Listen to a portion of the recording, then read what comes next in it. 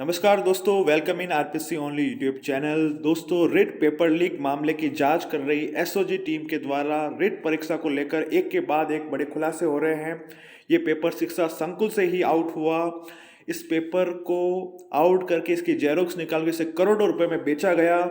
इतने बड़े खुलासे के बाद रिट परीक्षा पर संकट के गहरे बादल मंडरा गए हैं और साथ ही रिट अभ्यर्थियों के जो जेट की परीक्षा जिन अभ्यर्थियों ने दी उनके मन में भी कई तरह के सवाल पैदा हो चुके हैं। जिन अभ्यर्थियों का अच्छा स्कोर हो रहा है उनके मन में ये सवाल उठ रहा है कि उनकी तैयारी का क्या होगा, क्या उनका सिलेक्शन खतरे में है। और जिन अभ्यर्थियों के पेपर अच्छा नहीं हुआ वो इस उम्मीद में है कि वापस से पेपर हो और वो अपना बेहतर परफॉर्म दे पाए। इस सिचुएशन में सरकार क्या क्या कदम उठा सकती है और इस पूरे मामले को लेकर मेरी व्यक्तिगत राय क्या है, वो आपको इस वीडियो में जानने को मिलेगा। तो पहले हम देखेंगे कि इस बड़े खुलासे के बाद क्या क्या सरकार जो है वो कदम उठा सकती है। तो आइए अगली स्लाइड में देखते हैं। दोस्तों, सबसे पहले जो सरकार कदम उठा सकती है कि सरकार जो नकल से इनकार कर दे। सरकार अभी तक नकल से इनकार कर रही है, आगे भी नकल से इनकार कर दे और परीक्षा प्रक्रिया जैसी चल रही है उसे वैसे ही जारी रखे।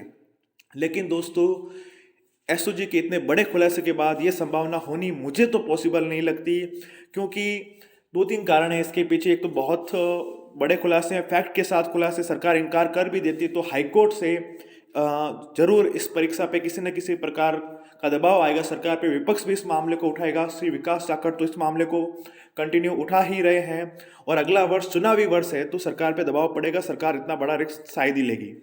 दूसरा जो कदम यह हो सकता है कि सरकार इस मामले की सीबीआई जांच कराए। यह कदम भी उठा सकती है सरकार, लेकिन इसमें भी दो तीन पेच हैं। सीबीआई जनरली सेंट्रल गवर्नमेंट के होती है, अधीन होती है, और सीबीआई जांच में अगर इससे भी बड़े खुलासे हो गए, कोई और बड़े व्यक्ति सामने आ गए तो सरकार के चुनावी वर्ष में किरकिरी हो सकती। तो सरकार शायद इतना बड़ा फैसला नहीं ले। तो जो सीबीआई जांच है वो सरकार शायद नहीं कराए। हो सकता है नकल से इनकार करती रहे, दबाव पड़ने पर नकल को माने और आगे कुछ कदम उठाए। तो पहले दो संभावनाएं मुझे ज़्यादा नहीं लगती। और आज उस माननीय शिक्षा मंत्री हैं बीडी कल्ला साहब, उन्होंने बयान भी दिया है कि सीबीआई जांच हम नहीं कराने जा रहे हैं। अभी तक तो सरकार का रुख यही है सीबीआई जांच को लेकर। तीसरा दोस्तों ये हो सकता है कि जो रिट एग्जाम है उसको केवल पात्रता परीक्षा एलिजिबिलिटी टेस्ट घोषित कर दे। उसमें 90 नंबर से जितने भी ज़्यादा अभ्यर्थियों के नंबर आए हैं उनके लिए एक और एग्जाम कंडक्ट करवाए। रिट लेवल 2 में सब्जेक्ट वाइज पेपर हो, रिट लेवल 1 में जो भी उनके अकॉर्डिंग पेपर होता है एनसीटी की गाइडलाइन के अकॉर्डिंग वैसा पेपर हो। तो सरकार ये कदम भी उठा सकती है। तीसरे कदम के दोस्तों जहाँ से ज़्यादा लग रहे हैं, अगर सरकार पे दबाव बहुत ज़्यादा पड़ेगा तो हो सकता है कि सरकार रिट को पात्रता परीक्षा घोषित कर दे। लेकिन दोस्तों, सरकार का जो तीसरा कदम होगा उन अभ्यर्थियों के लिए घातक सिद्ध होगा जिन्होंने अपना टाइम देकर, अपना पैसा देकर जेन्युइन तरीके से रिट की तैयारी की और रिट में अच्छा स्कोर प्राप्त किया। उनके पास कोई पेपर नहीं पहुंचा, फिर भी उन्होंने अच्छी मेहनत से अच्छे नंबर लाए, तो उनके लिए वो मेंटल टॉर्चर होगा। तो वो उन अभ्यर्थियों का अहित होता है इस फैसले से। और अगर सरकार पहला फैसला लेती है तो उन अभ्यर्थियों का अहित होता है जिन्होंने मेहनत की, लेकिन नकल करने वाले अभ्यर्थियों के कारण वो मेरिट में नहीं आ पाएंगे। तो इन सब के बीच इस जो धर्म संकट है उसके बीच मेरी राय क्या है वो हम तीसरी जो स्लाइड है उसमें जानेंगे। अगर आपको वो राय अच्छी लगती है और अगर आप उससे सहमत हैं तो वो आप जो राय है जितने भी हमारे नेता हैं उन तक पहुंचाइएगा।